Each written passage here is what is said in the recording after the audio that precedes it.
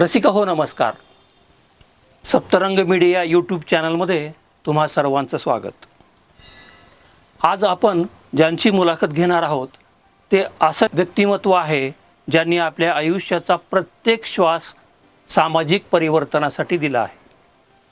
महाराष्ट्र अंधश्रद्धा निर्मूलन समितीचे राज्याध्यक्ष, 74 बुवाबाबांचा भांडाफोड करणारे, जवळपास 8,000 किलोमीटरपेक्षा जास्त सायकल यात्रा करून राष्ट्रीय एकात्मतेचा संदेश देणारे आणि नुकताच बाबा आमटे राष्ट्रीय सामाजिक कार्यकर्ता पुरस्काराने सन्मानित झालेले श्रीयुत माधव बावघे सर, आज त्यांच्या जीवनातील संघर्ष, कार्य आणि प्रेरणा आपण जाणून घेणार आहोत. सर, स्वागत आहे. नमस्कार. नमस्कार सर, प्रथम तुमचं अभिनंदन बाबा आमटे राष्ट्रीय सामाजिक कार्यकर्ता पुरस्कार मिळाल्याबद्दल. हा पुरस्कार मिळाल्यानंतर कसं वाटतंय तुम्हाला, म्हणजे काय तुमच्या भावना आहेत? इथून आपण थोडी सुरुवात करूया आणि नंतर तुमच्या बालपणाकडे जाऊया. खरं तर मी कधीही पुरस्कारासाठी काम केलेलं नाही आहे, परंतु आपण काम करत असताना लोक त्याची नोंद घेतात याच्यावरून मला या पुरस्काराच्या संदर्भात ज्यांच्यासोबत मी काम केलं, ज्यांच्या मार्गदर्शनाखाली काम केलं, त्यांच्या नावाचा पुरस्कार हा अतिशय महत्त्वाचा वाटतो आणि त्याबद्दल मला आनंदच आहे. सर, तुमचा जन्म 1955 मध्ये आटोळा या गावी झाला. हे गाव तसं छोटंसंच गाव आहे. गरीब शेतकरी मजूर कुटुंबात तुमचा जन्म झाला. आई वडिलांना मुंबईला मजुरीसाठी जावं लागलं. त्या काळात तुम्ही शिक्षण कसं पूर्ण केलं? कोणत्या अडचणी आल्या त्या काळात? थोडंसं त्याबद्दल सांगा ना. खरं तर आपल्याकडं 18 विश्व दारिद्र्य म्हणतात, त्याच्यापेक्षा जास्त दारिद्र्य असलेल्या कुटुंबामध्ये जन्म झाला आणि आईवडिलांना त्यांचं स्वतःचंच पोट भरण्याची भ्रांत होती. त्यावेळेला आपलं ओझं त्यांच्यावर पडू नये आणि शिक्षण कशासाठी घेतात हेही त्यांना माहीत नव्हतं. माझ्या घरात मी पहिला शिकलेला आहे.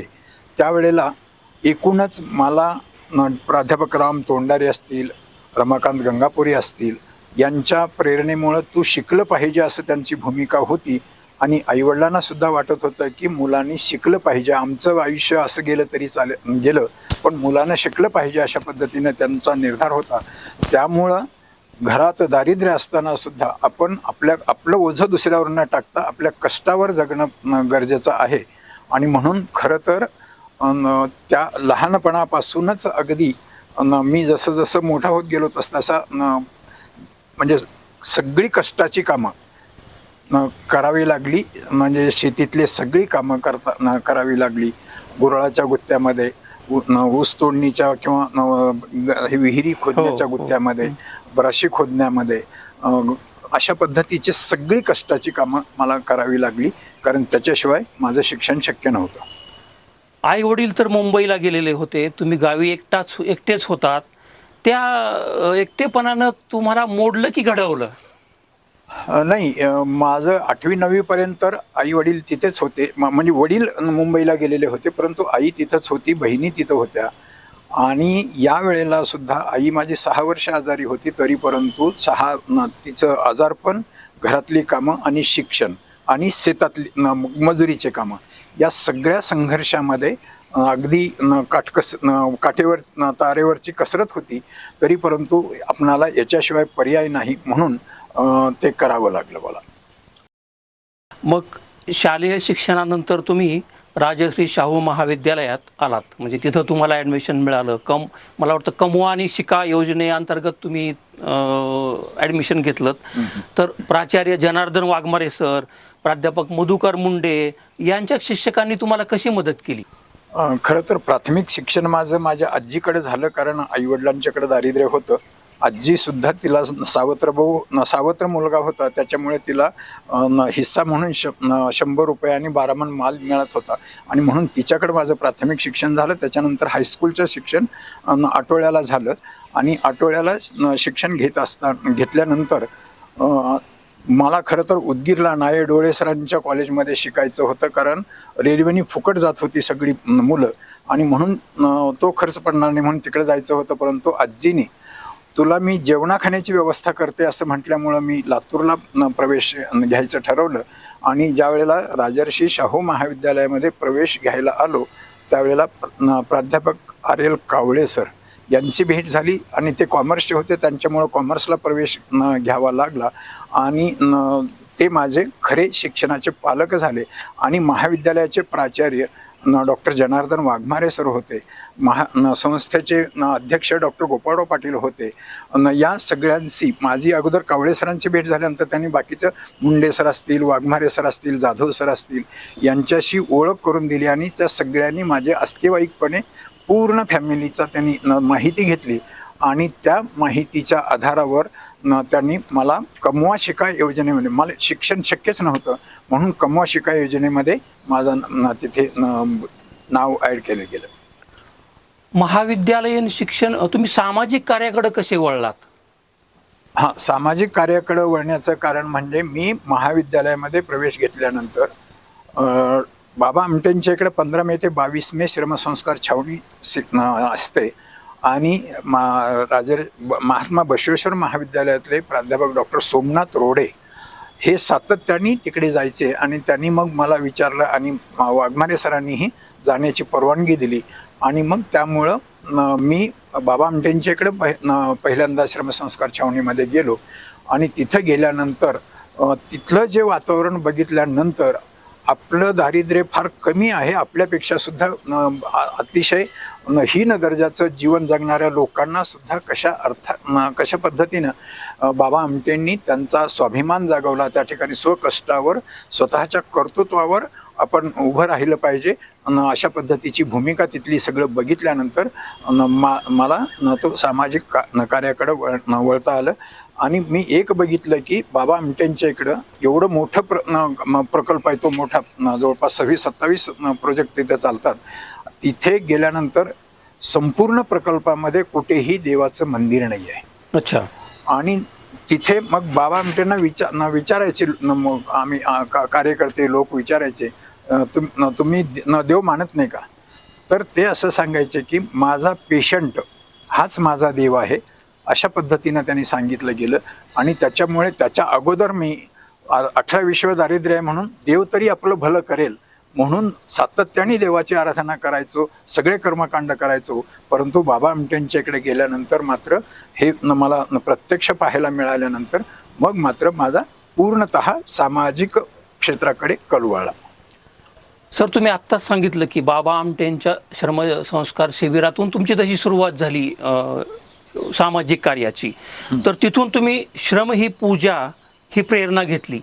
त्यानंतर भामरागड असेल, राळेगण सिद्धी असेल, म्हणजे अण्णा हजारे यांच्याशी इतर कसे संबंध आले तुमचे? म्हणजे नाही, एक तरी बाबा आमटेंच्या इकड्या प्रकल्पाशी मी पहिल्यांदा जेव्हा गेलो तेव्हापासून आजपर्यंत सातत्याने जोडून आहे. त्याचबरोबर इकडे मी पहिल्यांदा बाबा आमटेंच्या इकडे गेल्यानंतर तिथलं सगळं बघून तिथंच राहायचं ठरवलं होतं. परंतु आणि मी वाघमारे सरांना कळवलं सुद्धा होतं की मी आता परत येणार नाही. त्यावेळेला वाघमारे सरांनी बाबा आमटेंना फोन केला आणि बाबा आमटेंनी मला जवळ बोलावून घेतलं आणि तू प्राचार्यांना काही पत्र लिहिलंयस का, म्हणजे कळवलंयस का? तर हो. काय कळवलंस? तर मी परत येणार नाही असं कळवलेलं आहे. मग तू मला विचारलं का? तर मी त्यांना म्हटलं की तुम्ही तर म्हणालात की ज्यांना या वेदनेशी नातं जोडायचं आहे आणि सामाजिक कामामध्ये भाग घ्यायचा आहे त्यांनी इथं यावं आणि कामं करावं असं म्हटलं. त्याच्यामुळे मी तुम्हाला विचारलं नाही, पण विचारणार होतो. त्यावेळेला बाबा आमटेंनी माझी सगळी माहिती घेतली, आर्थिक कौटुंबिक सगळी माहिती घेतली आणि त्यांनी सांगितलं की तुझी इथे गरज नाही आहे, तुझी तुझ्या कुटुंबासाठी गरज आहे. तू अधिक शिक्षण घ्यायचं आहे, कामं करायचं आणि स्वकष्टावर उभं राहायचं. तुला इथून काही प्रेरणा मिळालेली असेल तर तू जरूर या ठिकाणी सतत संपर्कात राहा. परंतु तुला तुझ्या भागामध्ये तुला भेडसावणारे जे प्रश्न आहेत किंवा समाजाला भेडसावणारे प्रश्न आहेत तो प्रश्न घेऊन त्याच्यासाठी अधिक काम करायचं अशा पद्धतीचा संदेश दिला आणि ती प्रेरणा घेऊन मी परत आलो. अच्छा. 1988-89 मध्ये भारत जोडो अभियानाअंतर्गत जी सायकल यात्रा निघाली होती त्यात तुम्ही जवळपास 8,000 पेक्षा जास्त किलोमीटर सायकल चालवली. हो. त्या अभियानाअंतर्गत त्या अभियानात तुम्ही प्रामुख्यानं सहभागी होता. तो अनुभव कसा होता? खरं तर मी श्रमसंस्कार छावणीमध्ये सातत्याने जात गेल्यामुळे त्यावेळेला भाषेच्या नावावर, प्रांताच्या नावावर, भेदभाव अधिक जास्त हे होता आणि तरुणांच्या मध्ये अधिक जास्त मतभेद निर्माण झालेले होते. त्यावेळेला बाबा आमटेंनी असं सांगितलं की देशात राष्ट्रीय एकात्मता नांदवायची असेल तर देशातल्या तरुणांशी बोललं पाहिजे आणि म्हणून भारत जोडो अभियानाची घोषणा त्यांनी केली. पहिली घोषणा होती कन्याकुमारी ते काश्मीर या अभियानाची आणि दुसरं हे अभियान पूर्ण पार झालं. त्याच्यामध्ये माझा नंबर लागला होता, पण मी नुकतंच कॉलेजमध्ये नोकरीला लागल्यामुळे मला तिथे सहभागी होता आलं नाही, रजा मिळाली नाही म्हणून. मग पण दुसरं अभियान त्यांनी ते अभियान संपल्यानंतर श्रमसंस्कार छावणीमध्ये ईशान्यपूर्व भारतातली मुलं आलेली होती आणि त्यांनी सांगितलं की सगळ्या यात्रा निघतात ते कन्याकुमारी ते काश्मीरच निघतात.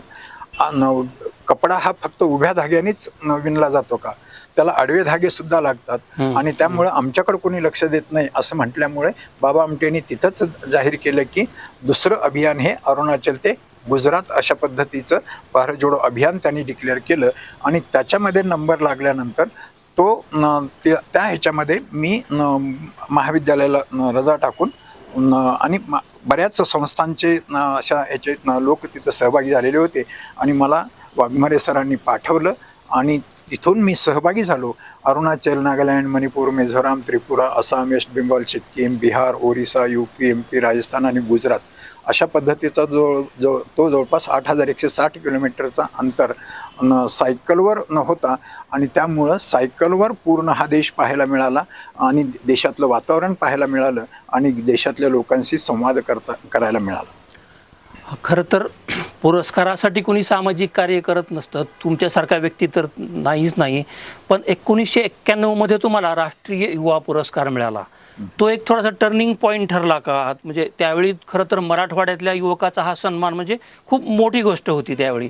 त्यावेळेस तुमचा अनुभव कसा आला, रिॲक्शन्स कशा होत्या तुमच्या आणि तिथून असं काही वेगळं पुढं नंतर तुम्ही हे केलं का? खरं तर मी विद्यार्थी दशेपासूनच बाबा आमटेंनी सांगितलं की श्रम ही श्रीराम हमारा अशा पद्धतीनं त्यांनी सांगितलं आणि कष्टातूनच माणूस उभा राहतो हे ऐकलेले असल्यामुळे सातत्याने शिक्षणाबरोबर काम करणं गरजेचं आहे आणि कामातूनच शिक्षण घेणं गरजेचं आहे. अशा पद्धतीने महाविद्यालयाची त्यावेळेला फार बिकट परिस्थिती होती आणि सगळे तिथले जी कामं होते ते विद्यार्थ्यांना कमवा शिका योजनेमधून काम देऊन त्यांच्याकडून काम करून घेतलेलं होतं आणि त्यांना निवासाची आणि भोजनाची 250 मुलांचं वसतिगृह महाविद्यालय चालवत होतं.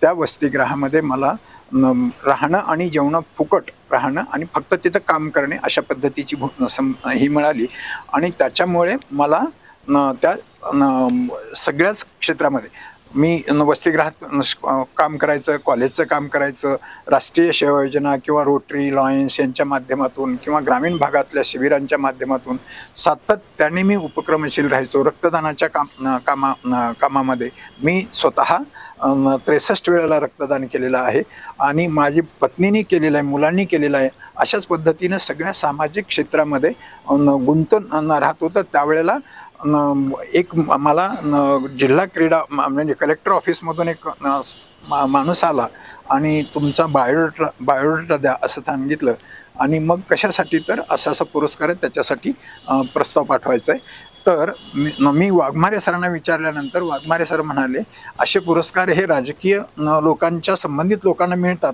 आणि तुला कोण विचारणार आहे त्या ठिकाणी असं म्हणाले. परंतु पुन्हा दुसऱ्यांदा माणूस आल्यानंतर मग मी वाघमारे सरांना पुन्हा विचारलं तर जी काही माहिती पत्ता बित्ता काय ते देऊन टाक आणि थोडक्यात माहिती द्या आणि मग मी ती माहिती त्यांना दिली आणि त्याच्यानंतर तो प्रस्ताव राज्य पातळीवर पुन्हा राष्ट्रीय पातळीवर तो जातो आणि भारताच्या मानव संसाधन विकास मंत्रालयाचा तो राष्ट्रीय युवा पुरस्कार हा मला जाहीर झाला. ज्या दिवशी तार आली त्या दिवशी सुद्धा मी बाहेर कार्यक्रमालाच गेलेलो होतो आणि दुसऱ्या दिवशी मात्र सगळेजण कलेक्टर ऑफिस आणि वाघमारे सर आणि सगळे अशी सगळी मंडळी हे पुरस्काराची तार आल्यानंतर मात्र मग मला खूपच माझा आनंद गगनात मावेन असा झाला आणि मला विश्वासच बसला नाही. परंतु मराठवाड्यातला तो राष्ट्रीय युवा पुरस्कार मिळवणारा मी पहिला होतो. मी थोडा आता इतिहासातून वर्तमानात येतो. म्हणजे त्या काळातली युवक चळवळ आणि आजचा युवक, आज चळवळी तर जवळपास थंडावलेल्याच आहेत. काय फरक वाटतो तुम्हाला? खरं तर तारुण्यामध्ये युवकांनी खूप काही अशी आव्हानात्मक कामं केलेली पाहिजे. आपल्या अभ्यास करीत सुद्धा बाकीचे कामं आव्हानात्मक आणि सामाजिक दृष्टिकोनातून विचार केला पाहिजे. तरुण हा कुठल्या सहवासामध्ये राहतो त्याच्यावर त्याचं पुढचं भवितव्य घडत असतं. तो जर सामाजिक क्षेत्राशी जर जोडून राहिलेल्या लोकांशी सोबत राहिला तर त्याचा पिंड सामाजिक कार्याशी जुळतो. तो जर बाकीच्या कुठल्या गैरवर्तनातल्या लोकांचा असलं तर त्यांच्या पद्धतीनं तो होतो. कोणी कष्टकरी लोकांच्या सोबत राहिला तर त्याचा कष्टकऱ्यांचा पिंड निर्माण होतो. या पद्धतीनं तरुण त्यावेळेला तरुणांच्या चळवळी ह्या खूप मोठ्या प्रमाणात होती. युक्रांत होतं, इकडे छात्र भारती होती, शेतकरी विद्यार्थी संघटना होती. अशा वेगवेगळ्या तरुणांच्या संघटना होत्या. त्यावेळेला मी छात्र भारती या विद्यार्थी संघटनेमध्ये काम करायचो आणि त्याला ही संघटना वैज्ञानिक दृष्टिकोनाच्या आधारे गरीब ग्रामीण कष्टकरी मुलांच्या प्रश्न सोडवण्याच्या दृष्टिकोनातून काम करणारी ती संघटना होती. आणि त्याचे सल्लागार होते डॉक्टर दाभोळकर आणि डॉक्टर नाय डोळे, श्रीराम लागू, निळू फुले हे त्यांचे सल्लागार होते. आणि त्या चळवळीमधून मी सातत्याने कामात होतो. 1991ला राष्ट्रीय पुरस्कार मिळाला, कौतुक झालं. मग तुम्ही तिथं पण एक तुमच्या आयुष्याला टर्निंग पॉईंट आला, म्हणजे तुम्ही अंधश्रद्धा निर्मूलन समितीचं काम सुरू केलं. हो. मला वाटतं 1990 नंतरच. हो. तर मग अनिसमध्ये कसे काय आलात? खरं तर मी 18 विश्व दारिद्र्य असल्यामुळे सगळ्या कर्मकांडांना आणि बुवाबाबाच्या वाऱ्या सुद्धा केलेल्या होत्या. ज्या वेळेला मला काही माहीत, 10वीपर्यंत असताना मला काही माहीत नव्हतं. महाविद्यालयीन शिक्षण घेत असताना नंतर नोकरी लागल्यानंतर सुद्धा छात्र भारतीमध्ये काम करत असल्यामुळे डॉक्टरांनी मला हेरलं चांगलं आणि इथे लातूरमध्ये रोटरी क्लबच्या वतीनं 3 दिवसाची एक कार्यक्रम ठेवले होते डॉक्टर दाभोळकरांचे. आणि मी ते 3ही दिवस कार्यक्रम अटेंड केले. आणि मला असं वाटलं की आपण काय करतो, सगळं दैववादामध्ये, कर्मकांडामध्ये, अशा सगळ्या ह्याच्यामध्ये गुंतून असलेलो आहोत. तर वास्तव काय आहे आणि आपण करतोय काय याच्याबद्दलची जाणीव तिथे झाली. आणि मी आत्तापर्यंत आपण सगळे आता अंधश्रद्धेमध्ये गुरफटलेलो होतो. आता करायचं असेल तर खऱ्या अर्थानं अंधश्रद्धा निर्मूलनाच्या कामातच गुंतून राहायचं. अशा पद्धतीनं मी छात्र भारतीच्या नंतर अंधश्रद्धा निर्मूलनाच्या कामाकडे अधिक जास्त वळलो. अनिसमध्ये प्रथम जिल्हाध्यक्ष, प्रधान सचिव, कार्याध्यक्ष, नंतर आता राज्याचे अध्यक्ष. हो. आता या सगळ्या वाटचालीत किती बुवाबाजी, भानामती व नरबळी असे किती प्रकरणं तुम्ही हाताळली, थोडक्यात सांगता येईल का काही? निश्चित सांगता येईल. खरं तर अंधश्रद्धा निर्मूलनाच्या कामामध्ये एवढं काम डॉक्टर नरेंद्र दाभोळकरांच्या नेतृत्वाखाली करता आलं. आणि हे काम एकट्या दुकट्याचं नाही आहे. मी सुद्धा हे सगळं खूप काही काम केलेलं आहे, डोंगरा एवढं काम उभं राहिलेलं आहे. परंतु याच्यासोबत मला लातूरचा कार्यकर्त्यांचा जाळं माझ्यासोबत खूप चांगल्या पद्धतीनं झालं. त्याच्यामुळे सुरुवातीला शाखा अध्यक्ष, नंतर जिल्हा कार्याध्यक्ष, राज्य बुवाबाजी विरुद्ध संघर्ष विभागाचा कार्यवाह, नंतर राज्य प्रधान सचिव आणि नंतर राज्य कार्याध्यक्ष आणि नंतर राज्याध्यक्ष, अशा पद्धतीचा प्रवास झाला. आणि या संपूर्ण प्रवासामध्ये खरं तर अंधश्रद्धा निर्मूलन समितीमध्ये काम करत असताना डॉक्टर बाबासाहेबांचं एक वाक्य असं होतं की जातीविरहित समाज निर्माण करायचा असेल तर आंतरजातीय विवाहाला अधिक जास्त प्राधान्य मिळालं पाहिजे, अशा पद्धतीनं. म्हणून महाराष्ट्र अंधश्रद्धा निर्मूलन समिती ही जात मानणे हीच एक अंधश्रद्धा समजते. जन्मलेल्या बाळाला जात नसते. तो ज्या आईवडिलांच्या पोटी जन्माला आलेला असतो त्याची जात आणि त्याचा धर्म त्याला चिटकावला जात असतो. म्हणून आंतरजातीय आंतरधर्मीय विवाह करू इच्छिणाऱ्या तरुणांच्या पाठीमागं आपलं पाठबळ उभा करते. आणि म्हणून त्यामध्ये लातूर केंद्र हे अग्रेसर राहिलं. माझे सगळे सहकारी यांच्या सहकार्याने आत्तापर्यंत 360 आंतरजातीय आंतरधर्मीय लग्न या लातूर शहरातल्या कार्यकर्त्यांनी लावलेलं आहे. संपूर्ण महाराष्ट्राचा जर विचार केला तर जवळपास 1250 पेक्षा जास्त लग्न लावलेले आहेत. आणि या 360 लग्नामध्ये एक वैशिष्ट्य असं आहे, 35 लग्न असे आहेत. रवी वापटले इथं HIV बाधितांच्यासाठी प्रकल्प चालवतो.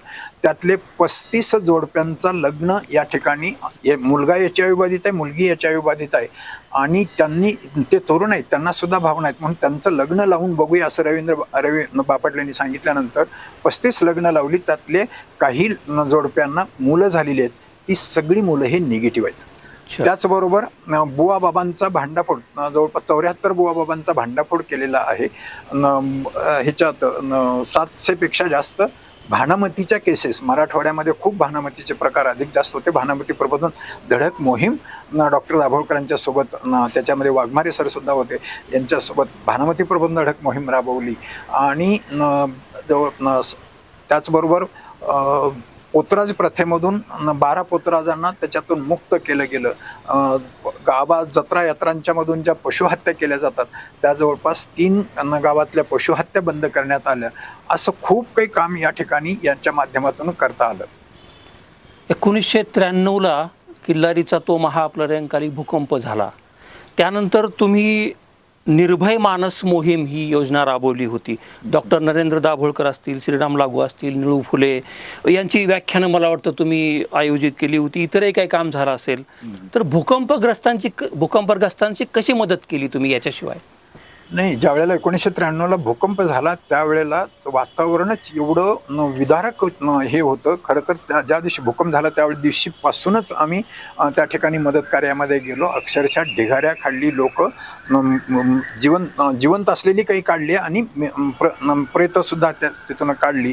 आणि एकूणच असं हे झालं की ज्यांना काम बघ्याची संख्या जास्त होती, परंतु ज्यांना काम करायचं त्यांनी शर्ट काढायचं आणि कमरेला बांधायचं आणि कामाला लागायचं, अशा पद्धतीची भूमिका तो भूकंप झाल्या दिवशीपासून ते पुढे 2-3 महिनेपर्यंत या कामामध्ये सगळ्या सुट्ट्या आणि संध्याकाळचा वेळ सगळा हा त्या भूकंपग्रस्त भागामध्ये मग भीतीग्रस्त लोक झालेली होती. आणि त्यांच्या मनातली भीती दूर करण्यासाठी म्हणून भेटभूताची मोहीम 53 गावामध्ये भेटभूताची मोहीम त्यावेळेला महाराष्ट्र आणि सच्या वतीने काढलेली होती. आणि मानसिक आरोग्याच्या संदर्भात खूप लोकांचे मानसिक आरोग्य धोक्यात आलेलं होतं. त्यामुळं निर्भय मानस मोहीम ही काढण्यात आलेली होती. आणि लोकांच्या भेटी घेणं, त्यांच्याशी संवाद करणं, त्यांच्या मनातल्या शंका दूर करणं आणि ह्याच्याबद्दलची मानसिक आरोग्याच्या संदर्भाचं त्यांचं प्रबोधन करणं, या संदर्भामध्ये महाराष्ट्र आणि सच्या कार्यकर्त्यांनी डॉक्टर दाभोळकरांच्या नेतृत्वाखाली खूप त्यावेळेला काम केलेलं आहे. सर, 400+ आंतरजातीय आंतरधर्मीय विवाह, 7,000पेक्षा जास्त शिक्षकांना वैज्ञानिक प्रशिक्षण, तसं हे काम खूप मोठं आहे. आव्हानं काय होती? नाही, आव्हानं असं आहे की खरं तर डॉक्टर दाभोळकर असं म्हणायचे की महात्मा फुले आणि सावित्रीबाई फुलेंचा संदर्भ देऊन शिक्षणाचं सार्वत्रिकरण होईल. वाड्या वस्ती तांड्यापर्यंत गेल्यानंतर अंधश्रद्धा निर्मूलनाचं काम करावं लागणार नाही, लोक शिक्षित होतील असं वाटलं होतं. परंतु शिक्षण वाड्या वस्ती तांड्यापर्यंत गेलं, लोक शिक्षित झाले, परंतु अंधश्रद्धा काही कमी होत नव्हत्या. आणखी शिकलेल्या लोकांच्या मध्ये सुद्धा खूप अंधश्रद्धा वाढत होत्या. त्यामुळं खऱ्या अर्थानं लहान मुलांच्या पर्यंत शिक्षकांचा प्रभाव अधिक जास्त असतो. आणि म्हणून महाराष्ट्र अंधश्रद्धा निर्मूलन समितीने असं ठरवलं की शाळा महाविद्यालयाच्या मधून हे काम जाणं गरजेचं आहे. तेव्हा मुख्य ND पाटील आमचे अध्यक्ष होते. रयत शिक्षण संस्थेमध्ये पहिला प्रयोग केला आणि शिक्षकांसाठी वैज्ञानिक जाणीवा प्रशिक्षण शिबिरांचं आयोजन करण्यात आलं. आणि तेच एवढं सक्सेस झालं, त्याच्या एवढ्या सक्सेस स्टोरी आल्या. त्यामुळं मग महाराष्ट्र अंधश्रद्धा निर्मूलन समितीने शासनाकडं विनंती करून शासनाने डायरेक्टरने शिक्षणाधिकारी गट शिक्षणाधिकारी अशा पत्र काढून तालुका पातळीवर प्राथमिक शिक्षकांचं आणि जिल्हा पातळीवर माध्यमिक शिक्षकांची अशी शिबिरं आम्ही संपूर्ण महाराष्ट्रभर घेण्यात आली. त्यामध्ये लातूर जिल्हा हा अग्रेसर त्याच्यामध्ये होता. जवळपास 69 शिबिरांचं असं आयोजन केलं आणि 7-8 हजारापेक्षा जास्त शिक्षकांना याच्यामध्ये प्रशिक्षण दिलं गेलं. खरं तर शिक्षकांना या दृष्टिकोनातून त्याची माहिती नव्हती. वैज्ञानिक दृष्टिकोन पुस्तकात आहे, परंतु तो वैज्ञानिक दृष्टिकोन पुस्तकातला वाचून माणसाच्या मनात रुजत नाही आहे. तर त्याच्यासाठी माणसाचं मन घडवावं लागतं आणि लोकांच्या मनातली भीती दूर करावी लागते. म्हणून या पद्धतीचे प्रशिक्षण शिबिरं अतिशय गरजेचे आहेत. आणि त्याचा फायदा असा झाला की खूप चांगली शिक्षकांमधून कार्यकर्ते संघटनेला मिळाले आणि त्यांच्या माध्यमातून त्यांचा हा वैज्ञानिक दृष्टिकोनाचा विचार हा विद्यार्थ्यांच्यापर्यंत वेगळ्या दृष्टिकोनातून पोहोचला. त्याच्यामुळे खूप चांगल्या पद्धतीनं मूल्य परिवर्तन किंवा समाजामध्ये परिवर्तन होण्याच्या दृष्टिकोनातून याचा खूप मोठा सहभाग झालेला आहे असं मला वाटतं. सर, डॉक्टर नरेंद्र दाभोळकरांसोबत तुम्ही खूप काम केलं. वेगवेगळ्या यात्रा असतील, इतर आव्हानं असतील, इतर काही कामं असतील, जादूटोणा विरोधी कायद्यासाठी केलेलं उपोषण असेल, हे खूप काम आहे. याच्याविषयी थोडंच सांगायचं आम्हाला. पण आज त्याला जोडून अंधश्रद्धा निर्मूलनाची स्थिती आज काय वाटते तुम्हाला, कशी दिसते? खरं तर डॉक्टर नरेंद्र दाभोळकरांच्या नेतृत्वाखाली संपूर्ण महाराष्ट्रामध्ये म्हणजे छोटं सुरुवातीला 10-15 कार्यकर्त्यांपासून काम सुरू झालं ते आज महाराष्ट्राच्या 36 जिल्ह्यामध्ये 350 शाखांच्या मधून हे काम अतिशय प्रभावीपणे चालतंय. डॉक्टर नरेंद्र दाभोळकरांनी हे काम सुरू करताना समाजामध्ये खरं तर त्यांनी आपला दवाखाना बंद करून आपल्या या समाजालाच अज्ञान, अंधश्रद्धा, कर्मकांडांचा रोग लागलेला आहे तो दूर करण्यासाठी म्हणून त्यांनी त्यांचा दवाखाना बंद केला आणि महाराष्ट्रभर फिरून त्यांनी कार्यकर्ते, सगळ्या क्षेत्रातले कार्यकर्ते जोडण्याचा प्रयत्न केला आणि डोंगरा एवढं काम उभा केलेलं आहे. त्याचा ते सगळं जर सांगत बसलं तर माझ्या अगोदरचे अध्यक्ष अविनाश पाटील असं म्हणायचे की अंधश्रद्धा निर्मूलनाच्या माध्यमातून डॉक्टर दाभोळकरांच्या नेतृत्वाखाली नोबेल पारितोषिक मिळेल याच्यापेक्षा सुद्धा जास्त काम झालेलं आहे. पण हे सगळं काम आत्ता एवढ्या छोट्या ह्याच्यामध्ये सांगणं कठीण आहे. खरं तर स्त्री पुरुष समता म्हणजे लिंग समभावाचा प्रकार असेल, जोडीदाराची विवेकी निवड असेल, भारतीय संविधान खरं तर लोकांच्या घरामध्ये धर्मग्रंथ, पोथी, पुराण भरपूर मोठ्या प्रमाणात आहेत, परंतु ज्या ग्रंथावर देशाचा कारभार चालतो तो भारतीय संविधान लोकांच्या पर्यंत पोहोचलेलं नव्हतं. मी अभिमानाने सांगतो की महाराष्ट्र अंधश्रद्धा निर्मूलन समितीने सर्वात अगोदर 2006-07 पासून संविधान बांधिलकी महोत्सव सुरू केला आणि नंतर महाराष्ट्र शासनाने स्वीकारलेला आहे. सगळे जे सण उत्सव आहेत ते सगळे सण उत्सव खूप आता वरचेवर बिभत्स त्याच्यामध्ये प्रकार घुसले. महाराष्ट्र अनिसांनी या सगळ्या सण उत्सवाला पर्याय देण्याचा म्हणजे पर्यावरणाच्या दृष्टिकोनातून आणि आर्थिक गणिताच्या दृष्टिकोनातून पर्याय देण्याचा प्रयत्न केला आणि त्यापैकी बरीचशी प्रकार हे महाराष्ट्र शासनाने स्वीकारलेले आहेत. अशा पद्धतीनं महाराष्ट्र अंधश्रद्धा निर्मूलन समितीने दृष्टिकोन देण्याचं काम अधिक जास्त आणि ते कृतिशीलपणे लोकांच्यापर्यंत पोहोचवण्याचं काम केलेलं आहे. सगळ्या क्षेत्रामध्ये जाऊन ज्या क्षेत्रामध्ये अज्ञान, अंधश्रद्धा आणि कर्मकांड घुसलेले आहेत, बुवाबाजी घुसलेली आहे, त्याला वैचारिकरित्या विचाराचा प्रतिवाद विचाराने करावा या दृष्टिकोनातून लोकांशी संवाद करून मूल्य परिवर्तन घडवण्याचं काम केलेलं आहे. त्याच्यामध्ये म्हणजे पूर्ण महाराष्ट्रामधून यात्रा अडवा, चमत्कार घडवा आणि 21 लाख रुपये मिळवा या पद्धतीची बुवाबाईच्या संदर्भात आव्हान यात्रा त्या ठिकाणी काढण्यात आली. मराठवाड्यात भानामती प्रबोधन यात्रा काढण्यात आली. अशा अनेक यात्रा म्हणजे 27 मोहिमा आणि जवळपास 50 परिषदा याच्या माध्यमातून हे लातूर जिल्ह्यामध्ये काम अधिक जास्त उभारलेलं आहे. महाराष्ट्राचा विचार केला तर अनगिनतपणे अशा पद्धतीचं काम या ठिकाणी उभारलेलं आहे आणि निश्चितच सध्याचा जो प्रकार हे दिसतोय एका दृष्टिकोनातून काही अंधश्रद्धांना समूळ नष्ट झाल्या, पण नवीन अंधश्रद्धा आणि त्यामध्ये आध्यात्मिक बुवाबाजी या पद्धतीच्या अंधश्रद्धा मात्र अधिक जास्त वाढत चाललेल्या आहेत. तरी परंतु महाराष्ट्र अंधश्रद्धा निर्मूलन समिती ही विवेकाच्या वैज्ञानिक दृष्टिकोनाच्या आधारे विवेकी समाज घडवण्याच्या दृष्टिकोनातून सातत्याने प्रयत्नशील आहे आणि कुठलंही शासकीय अनुदान न घेता कार्यकर्ते पदरमोड करून किंवा लोकसहभागातून हे काम अतिशय मोठ्या प्रमाणात चालू आहे. त्याचं प्रबोधनाचं माध्यम म्हणून अंधश्रद्धा निर्मूलन, अगोदर वार्तापत्र होतं, आता अंधश्रद्धा निर्मूलन पत्रिकाही निघते. ती लोकांच्यापर्यंत पोहोचते. जवळपास 7,000-7,500 वर्गणीदार त्या पत्रिकेच्या आहेत आणि सगळ्या दृष्टिकोनातून सगळ्या क्षेत्रातली लोक कार्यकर्ते त्याला जोडलेले आहेत. काही कार्यकर्ते हे प्रत्यक्ष फील्डवर काम करणारे कार्यकर्ते आहेत, काहींना वेळ नाही आहे परंतु ते पाठीराखे म्हणून सोबत काम करणार आहेत आणि काही लोक आर्थिक सहकार्य करून अशा पद्धतीनं हे अंधश्रद्धा निर्मूलनाचा काम हे अधिक जास्त गतिमान करण्यासाठी सगळ्याच क्षेत्रातील लोकांचा पाठिंबा आहे. परंतु फक्त इथे सनातनी प्रवृत्तीच्या लोकांचाच फक्त आम्हाला विरोध आहे, बाकीच्या लोकांचा सपोर्ट आम्हाला मिळतो आणि म्हणून हे काम अधिक जास्त गतिमान होत आहे. सर, महाराष्ट्र आपण पुरोगामी आहे असं म्हणतो. आपल्याकडं अनेक पुरोगामी परिवर्तनाच्या चळवळी झाल्या, पण गेल्या 15-20 वर्षात विशेषतः चळवळी थंडावल्या.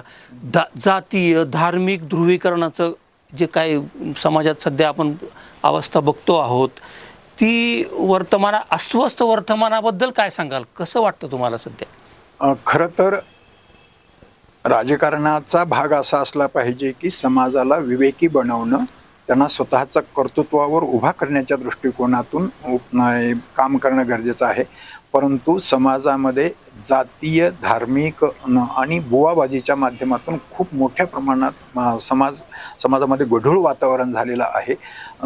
या वातावरणाला दुरुस्त कसं करता येईल, मी बदलेल, माझं कुटुंब बदलेल आणि माझा समाज बदलेल अशा पद्धतीची भूमिका घेऊन कार्यकर्ते हे काम करत आहेत. आणि त्याच्यामुळे हे बदलायचं असेल तर नुसतं माणूस शिक्षित झाला म्हणून समाज बदलेला असं नाही आहे.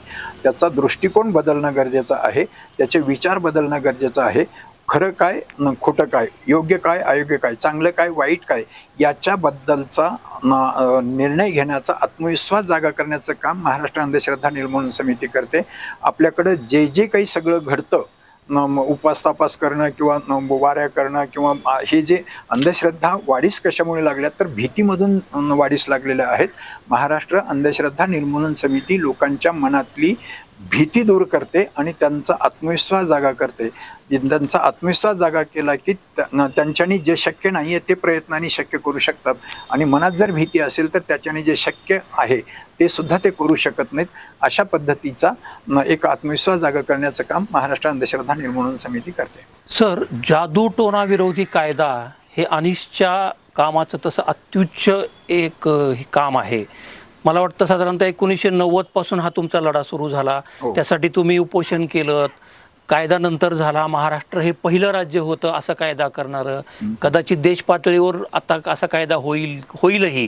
तर त्या संदर्भात थोडंसं जरा सविस्तर सांगा ना.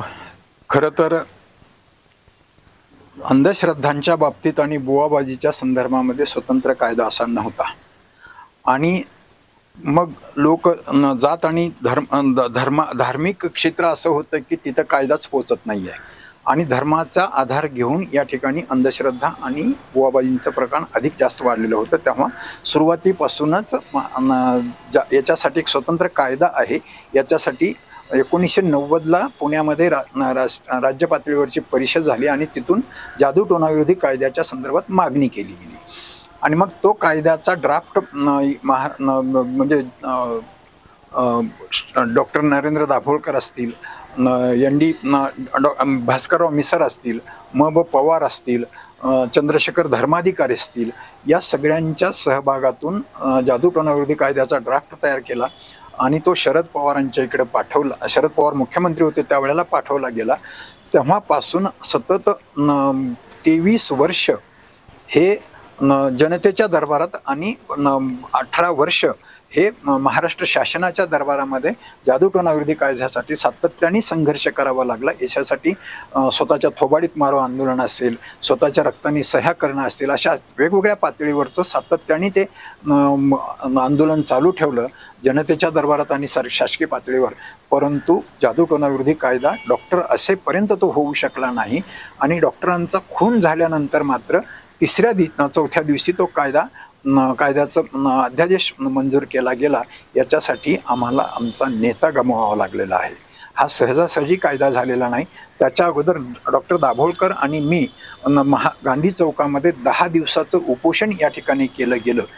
कायदा तरी परंतु तो कायदा मंजूर होत नव्हता. परंतु डॉक्टर गेल्यानंतर कायदा तो मंजूर झाला आणि याच्यासाठी या कायद्यासाठी डॉक्टरांचा बळी घेतला गेला नाही इथल्या राजकीय परिस्थितीमध्ये, हे आमचं स्पष्ट म्हणणं आहे. आणि डॉक्टरांचा खून झाला कायद्यासाठी कायद्यासाठी किंवा यात एकूणच समाजाला विवेकी बनवण्यासाठी डॉक्टरांचं अंधश्रद्धा निर्माणाचं काम होतं. आणि दुसऱ्या बाजूला सनातनी प्रवृत्तीचं लोकांनी शहाणं होऊ नये या पद्धतीचं काम चालू होतं. त्याच्यामध्ये डॉक्टरांचा बळी गेला आणि डॉक्टरांचा बळी गेल्यानंतर हा जादूटोणाविरोधी कायदा मंजूर झाला. आणि हे महाराष्ट्र हे पहिलं राज्य आहे जादूटोणाविरोधी कायदा मंजूर करण्याचं. आणि त्याच्यानंतर तो कायदा आता दक्षिण आफ्रिकेमध्ये, युगांडा या देशामध्ये सुद्धा महाराष्ट्र अनिसच्या माहिती दिल्यामुळं तिथे सुद्धा तो मंजूर झाला. परंतु दुसऱ्या बाजूला महाराष्ट्रामध्ये आम्ही दुसरा विचार केला की डॉक्टर दाभोळकर असतानाच जात पंचायतीच्या नावाखाली खूप मोठ्या प्रमाणात या ठिकाणी तर पर्यायी न्याय व्यवस्था चालू होती. म्हणजे 75 वर्ष स्वातंत्र्याला झाली, परंतु जात पंचायतीच्या नावाखाली पर्यायी इथे न्याय व्यवस्था होती. त्या निमित्तानं खूप त्या जातीतले जात पंचायतीचे पंच हे त्या जातीतल्या लोकांच्यावर खूप मोठा अत्याचार करत होते, त्यांना दंड लावत होते, मानसिक आणि शारीरिक छळ होत होता. त्याच्या विरोधामध्ये डॉक्टर दाभोळकरांच्या नेतृत्वाखाली हे काम सुरू झालं आणि डॉक्टरांचा खून झाला. त्यांच्यानंतर अविनाश पाटलांच्या नेतृत्वाखाली आणि कृष्णा चांदगुडे आमचा कार्यकर्ता यांच्या माध्यमातून आम्ही संपूर्ण महाराष्ट्र आणि सन त्याचा पाठपुरावा केला आणि सामाजिक बहिष्कार विरोधी कायदा हा शासनाला मंजूर करावा लागला. आमचा साधा एक ग्रामपंचायतचा सदस्य नसताना सुद्धा शासनाला 2 कायदे करण्यासाठी महाराष्ट्र आणि सनी भाग पाडलेलं आहे. आणि या संदर्भामध्ये खूप याच्यामध्ये त्याचा बदल, त्याचे परिणाम हे समाजामध्ये अतिशय चांगल्या पद्धतीनं घडत आहेत. परंतु हा फक्त महाराष्ट्रापुरता कायदा असून चालणार नाही. महाराष्ट्राच्या नंतर आम्ही पाठपुरावा करून कर्नाटकामध्ये कायदा मंजूर झाला, गुजरातमध्ये हा कायदा मंजूर झालेला आहे आणि आता वेगवेगळ्या राज्यांमधून सुद्धा या कायद्याचे ड्राफ्ट मंजूर होण्यासाठी पाठवलेले आहेत. आमची अशी भूमिका आहे, देशभरामध्ये अंधश्रद्धांच्या नावाखाली खूप मोठं शोषण होते, धार्मिकतेच्या नावाखाली खूप मोठं शोषण होते. त्यासाठी देश पातळीवर हा जादूटोणाविरोधी कायदा मंजूर झाला पाहिजे, यासाठी आमचे प्रयत्न चालू आहेत आणि त्याची बरीचसा भाग पुढे गेलेला आहे आणि तो कायदा मंजूर व्हावा यासाठी आमचा सातत्याने प्रयत्न असणार आहे. सर, तुमच्या कामाचा झपाटा मी बघितला आहे, सतत अथक परिश्रम. मी स्वतः 30-40 वर्षापासून तुमचं काम बघतो आहे. आज 70 पार आहात, 70 पेक्षा जास्त वेळा रक्तदान केलेलं आहे. अथक काम, एवढी एनर्जी सर येते कुठून एवढ्या वयात? आणि त्याला जोडूनच मंगलताईंचं तुम्हाला कसं सहकार्य असतं? खरं तर आवड असली की सवड काढतो माणूस आणि सवड मिळते असं म्हटलं जात असतं. मला एकूणच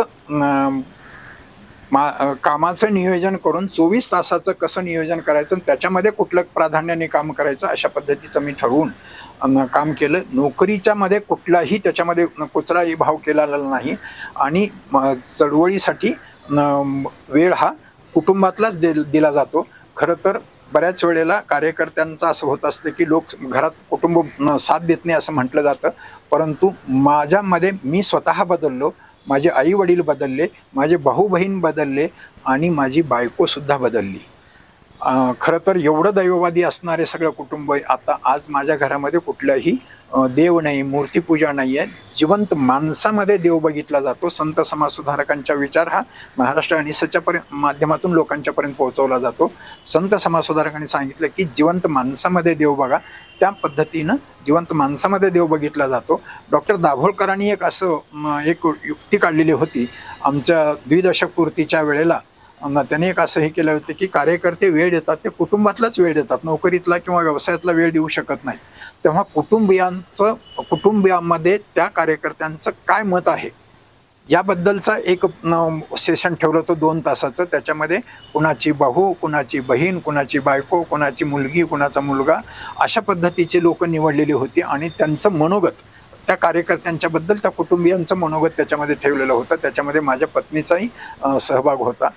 तिने बोलायला तयार नव्हती, परंतु त्या विभागाचे संजय बनसोडे आमचे आता सध्याचे कार्याध्यक्ष त्या विभागाचे त्यांच्यावर सोपवलेलं होतं.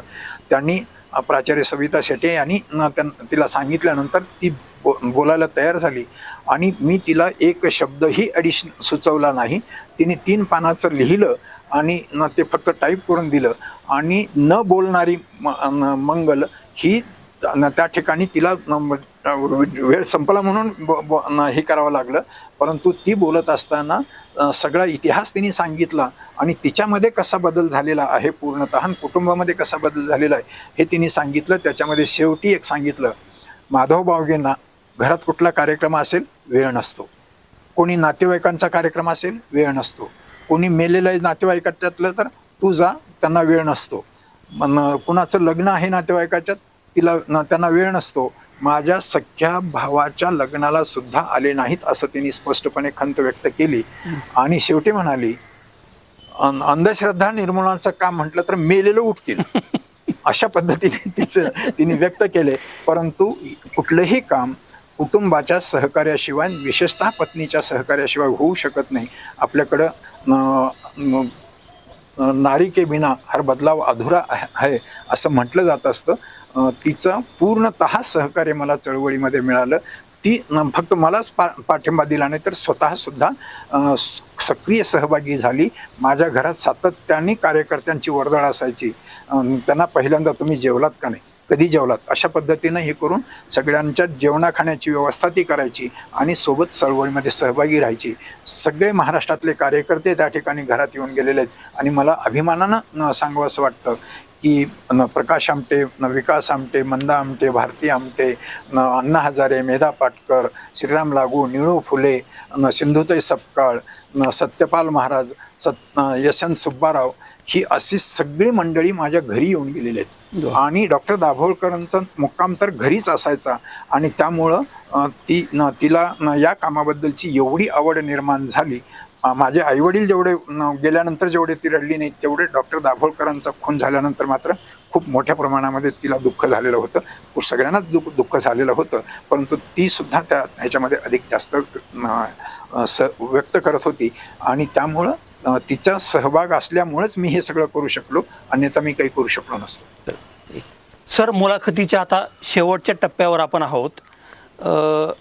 गेल्या काही दिवसांमध्ये माध्यम स्फोट, तंत्रज्ञानातला बदल, हे सगळे बदल खूप झपाट्याने झाले. म्हणजे आज तर सोशल मीडियाचंच युग आहे. तर या सोशल मीडियाचा आस्पेक्ट म्हणून तुम्ही चळवळीचं बदललेलं स्वरूप कसं बघताय? खरं तर या पद्धतीचा विचार करायला लागलं तर आज माध्यमाच्या दृष्टिकोनातून जर विचार केला तर पूर्वी महाराष्ट्र आणि सच्या सगळ्या कामाला माध्यमांचा खूप चांगला सहकार्य मिळत गेलं आणि साथ मिळत गेली. परंतु अलीकडच्या काळामध्ये काय झालं काही समजत नाही आहे, फारसं तेवढं महत्त्व दिलं जात नाही आहे. आज एकूणच मीडियाच्या संदर्भात जर विचार केला तर मूलभूत प्रश्न बाजूला सोडून बाकीच्याच गोष्टींकडे थोडंसं अधिक जास्त हे वाटतं, हे खेदाने म्हणावंसं वाटतं. परंतु मीडियाचा भाग हा सर्वात महत्त्वाचा आहे. अंधश्रद्धा निर्मूलनाची चळवळ ही जी लोकांच्यापर्यंत पोहोचली ती मीडियांच्या माध्यमातून. आम्ही कार्यक्रमाच्या माध्यमातून काही ठराविक लोकांच्यापर्यंत पोहोचू शकतो, परंतु तो विचार अधिक जास्त मीडियाच्या माध्यमातूनच लोकांच्यापर्यंत पोहोचू शकतो, हा आम्हाला विश्वास आहे. आणि शिक्षकांच्या माध्यमातून, विद्यार्थ्यांच्या माध्यमातून ती चळवळ अधिक जास्त लोकांच्यापर्यंत पोहोचू शकते. परंतु सध्या मीडियाचा तेवढा रिस्पॉन्स आपणाला मिळत नाही आहे. कदाचित त्यांच्या काही अडचणी असू शकतील, परंतु मला असं वाटतं की खऱ्या अर्थानं सगळ्या अंधश्रद्धा हे विकासाच्या विरोधी असतात आणि आपल्या विकासाचा मार्ग जर पुढे न्यायचा असेल तर अंधश्रद्धांना मोठमाती दिली पाहिजे आणि तो भाग मीडियाने खूप चांगल्या पद्धतीने घेऊ शकतो. परंतु सध्या ती अडचण आहे असं मला वाटतं. म्हणून मग सोशल मीडियाच्या माध्यमातून या संदर्भामध्ये महाराष्ट्र अंधश्रद्धा निर्मूलन समितीचं एकूण काम जे 23 विभागातून चालतं, म्हणजे बुवाबाजी विरुद्ध संघर्ष, महिला विभाग, युवा विभाग, विज्ञान अशाच वाहिनी. पद्धतीनं विज्ञान बोध वाहिनी आहे, वैज्ञानिक जाणीवा शिक्षण प्रकल्प आहे, अशा एकूण 23 जातीयांत आहे, कायदा व्यवस्थापन विभाग आहे, असे एकूण 23 विभागाच्या माध्यमातून हे काम चालतं. त्यातला एक सोशल मीडिया हा एक विभाग आमचा आहे. परंतु अडचण अशी आहे की सोशल मीडियाच्या संदर्भात तरुण पोरं जुडतात, परंतु कंटिन्युअसली त्याच कामामध्ये सातत्याने गुंतणारी माणसं आमच्याकडं थोडंसं कमी पडतात. लोक येतात जातात, त्याच्यामध्ये सहकार्य करतात, त्यांना कुठे नोकऱ्या लागल्या की मग ते डिस्कनेक्ट होतं. अशा पद्धतीनं हे काम कंटिन्युअसपणे चालण्यासाठी खऱ्या अर्थानं त्याला अगदी मानधन देऊन का होईना, परंतु हे काम लोकांच्यापर्यंत पोहोचवण्यासाठी कायमचा माणूस मिळावा यासाठी प्रयत्न आहे. परंतु तो सातत्याने माणसं बदलत राहतात, त्याच्यामुळे थोडीशी अडचण येते आहे. आणि सोशल मीडियाच्या माध्यमातून खऱ्या अर्थानं हे काम अधिक जास्त लोकांच्यापर्यंत पोहोचू शकतं. मेनस्ट्रीम मीडिया जरी काही त्यांच्या अडचणी असल्या तर या माध्यमातून अधिक जास्त काम पोहोचू शकतं. त्यासाठी सोशल मीडिया हा स्ट्रॉंग झाला पाहिजे. तरी ऑनलाईन पद्धतीच्या माध्यमातून प्रशिक्षण शिबिर असतील किंवा वेगवेगळ्या पातळीवर हे काम सातत्याने चालू आहे महाराष्ट्र अनिसचं. एका बाजूला कार्यकर्त्यांना घडवणं आणि घडवलेल्या कार्यकर्त्यांच्या माध्यमातून, उपक्रमांच्या माध्यमातून ते लोकांच्यापर्यंत पोहोचवणं हे मोठ्या प्रमाणात काम चालू आहे. पण आम्हाला असं वाटतं की सोशल मीडिया स्ट्रॉंग झाला पाहिजे. उलट जे सनातनी लोक आहेत किंवा अंधश्रद्धा पसरवण्यासाठी सोशल मीडियाचा अधिक जास्त उपयोग केला जातोय, याला आळा घालण्यासाठी सोशल मीडिया स्ट्रॉंग करणं गरजेचं आहे. तशा पद्धतीच्या तरुणांना आमचं जाहीर आव्हान आहे की तरुणांनी याच्यामध्ये अधिक जास्त सहभागी व्हावं. सगळ्या संघटनांच्या बद्दल जर विचार केला तर महाराष्ट्र आणि सगळे तरुणांची संख्या खूप आहे, परंतु त्यातल्या त्यात सोशल मीडियासाठी कंटिन्युअसली काम करण्यासाठी यावं असं एक मी जाहीर आव्हान या निमित्तानं करतो. आता नजीकच्या काळात म्हणजे येत्या 10 वर्षात कशावर फोकस असा तुमचा आहे? आणि याला जोडूनच माझा आणि शेवटचा प्रश्न असा आहे की माधव मंगलचं स्वप्न काय आहे? खरं तर नजीकच्या काळामध्ये पुढच्या 10 वर्षाचा जर विचार केला तर लोकांना विवेकी बनवण्याच्या दृष्टिकोनातून जे काही उपक्रम करता येऊ शकतील त्याच्या माध्यमातून महाराष्ट्र अनिसचं काम तर चालू आहेच, परंतु तरुणांच्या माध्यमातून आणि सोशल मीडियाच्या माध्यमातून हे काम अधिक जास्त पोहोचवता येऊ शकतं. खऱ्या अर्थानं राष्ट्रीय आंतरराष्ट्रीय पातळीपर्यंत जरी महाराष्ट्र अनिसचं काम पोहोचलेलं असलं तरीही अजून तेवढा अंधश्रद्धा समूळ निष्ठ झाल्या असं आम्हाला काही म्हणता येत नाही.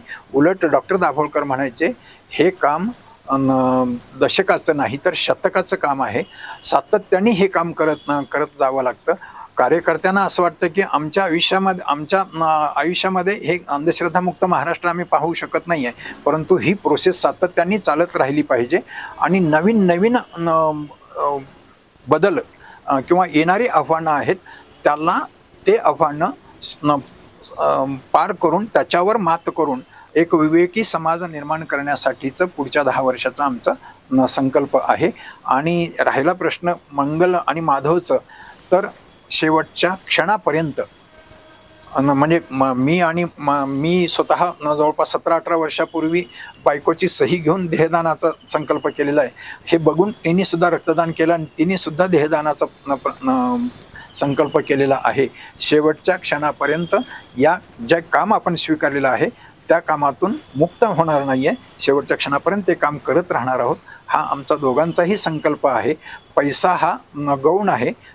पोटाला जगण्यासाठी माणसाला फार कमी लागतं, परंतु तो सन्मानाने, आत्मसन्मानाने, स्वाभिमानाने आणि स्वतःच्या कष्टावर आणि विवेकाच्या आधारे कसं चांगल्या पद्धतीनं जीवन जगता येईल असा समाज घडला पाहिजे ही आमची अपेक्षा आहे.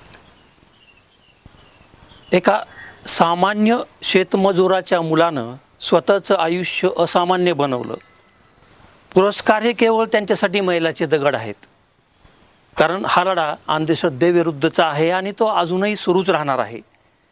श्री माधव बावगे सर, तुमचा प्रवास म्हणजे केवळ प्रेरणा नाही, तो या समाजासाठी नवी दिशा देणारा नवा मार्ग आहे. सर, खूप खूप आभार. तुमच्या कार्यानं आम्हाला अशीच प्रेरणा मिळो या सदिच्छेसह आपण इथंच थांबूया. धन्यवाद. मित्रांनो, असेच प्रेरणादायी व्हिडिओ पाहण्यासाठी आमच्या सप्तरंग मीडिया यूट्यूब चॅनलला सबस्क्राईब करा. हा व्हिडिओ आवडला तर लाईक करा, नाही आवडला तर डिसलाईक करा. लवकरच भेटू आणखी एका अशाच मुलाखतीत किंवा अशाच एका कार्यक्रमात. धन्यवाद.